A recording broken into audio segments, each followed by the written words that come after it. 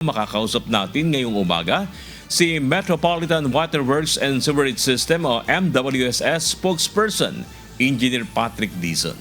Magandang umaga po, Engineer Dizon, at maraming salamat po sa inyong pagpapaunlak sa amin ngayong umaga. Hi, magandang umaga po, Sir Bernard, at sa lahat po ng nanonood at nakikinig po sa inyo pong programa. Magandang umaga po sa ating lahat.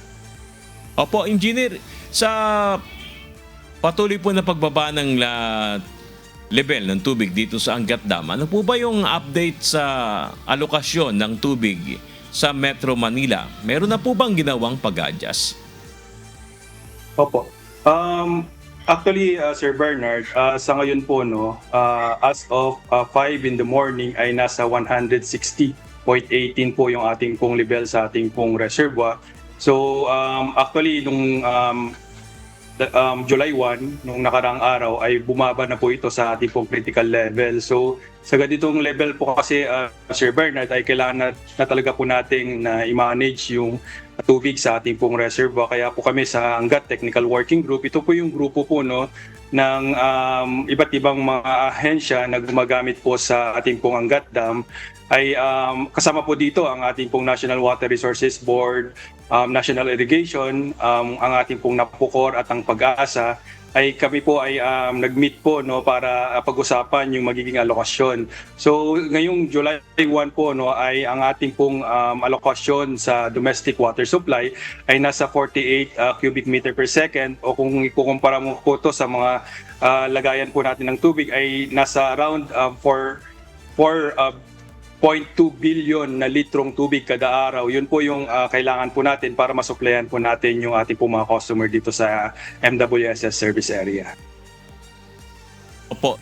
Ba nagbawas na tayo ng alokasyon o yung pressure? Naalala ko po dati pagka, pakitama po ko, pagka konti na o kulang na yung supply natin ng tubig galing Angat Dam, nagbabawas ng pressure para makatipid.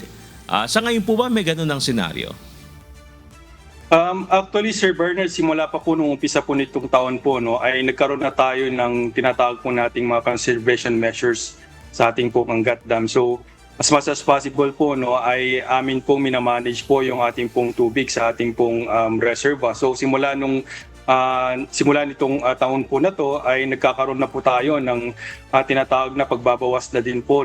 It's an initiative po sa ating pong mga konsesyonaryo para po mabawasan din po yung mga leak, kasi pag hindi po ito ginawa ay matatapon lamang po yung mga leakages sa ating pong mga linya. Kasi paggabi po, especially pag walang gumagamit mula alas 10 ng gabi hanggang alas 4 o hanggang alas 6 ng umaga, ay kapag malakas po yung pressure po, ay natatapon lamang po. Pero yung mga ina-announce naman po na mga interruption po ng ating pong mga konsesyonaryo, ay ito po yung mga maintenance activities naman po na regular po nating ginagawa po para mapaayos po yung ating pong serbisyo, tulad po ng pagre-repair sa ating pong mga planta, mga pump station, mga valving activities po natin para sa ating pong mga network maintenance, at yung mga pagsasagawa po natin ng mga leak at mga interconnection activities.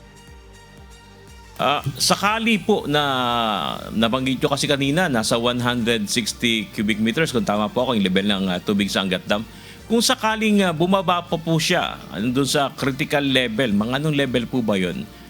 May senaryo po ba na mas babawasan pa pressure o magkakaroon na tayo ng, kumbaga, mga interruption ng supply sa tubig dito sa Metro Manila? Opo. Actually, Sir Joss, simula pa po nung 2019 po,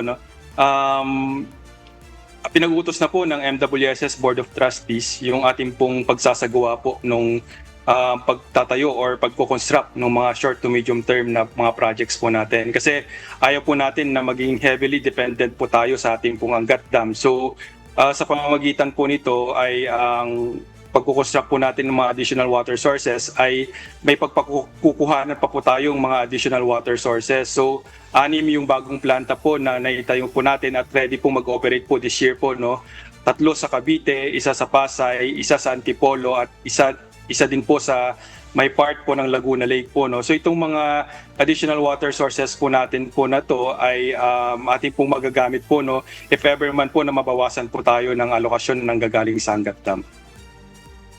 Tama po ba yung pagkakarinig ko po yung ito po bago 6 pero sa ngayon 3 po yung magagamit na. Tama po ba, sir?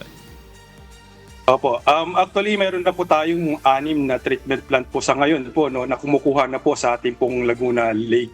So itong mga additional na planta po na to, ang makakatulong po sa atin po, no, if ever po na mabawasan po yung ating pong alokasyon. Aside from that, Sir Bernard, ay meron din po tayong mga deep wells na hiniling sa ating pong National Water Resources Board na pwede na rin pong mag-operate po, no, around 100 plus po na mga deep wells po ito na naka-construct po dito sa may palibot po ng buong Metro Manila para just in case po na patuloy yung pagbaba po ng ating pong tubig sa ating pong reserva ay patuloy pa rin po tayo makapag-supply ng tubig sa ating pong mga customers. Magandang mensahe po yan, sir, na meron tayo palang alternatibong mapagkukunan ng tubig. Ito po ba, hindi naman magdudulot naman kung gagamitin natin ito sakali? Hindi naman po kaya magdudulot ito ng dagdag singil sa ating mga bill sa tubig? Opo. Actually, ito pong mga inisyatibo po nito, no, ay inapprove po ng MWSS noong 2019 pa po. So, simula po noon po ay ito po ay mga investment po ng ating pong mga konsesyonaryo na chine-check naman po ng ating pong regulatory office dito sa MWSS kung prudent ba or efficient po yung paggagastos po ng ating pong mga konsesyonaryo sa mga ganitong mga proyekto. Kaya kami po, no, sa MWSS ay every year po ay chine-check po natin ito at ini-inform naman po natin every January po yung ating pong mga customers po, no, kung may pagtaas o may pagbaba man po sa singil po ng tubig po sa ating pong mga customers. Alright, so wala naman po agad kung gagamitin natin parang biglang tataas ang bill sa tubig. Wala naman pong ganong senaryo. Opo, wala naman po sa ganun po, no, kasi ang ating pong pagtaas o pagbaba po sa ating pong water tariff ay nangyayari lamang po yan every year po. So immediately wala naman po pagtaas na mangyayari. Ayun, salamat po. Marami po akong gustong tanong pero kulang tayo sa oras. Baka po may gusto kayong ibigay na mensahe sa ating pong mga kababayan. Lalo na po inaasahan natin na meron tayong El Nino ngayon Ano po? Nasa inyo po yung pagkakataon ni Engineer para magbigay ng mensahe sa ating mga kababayan.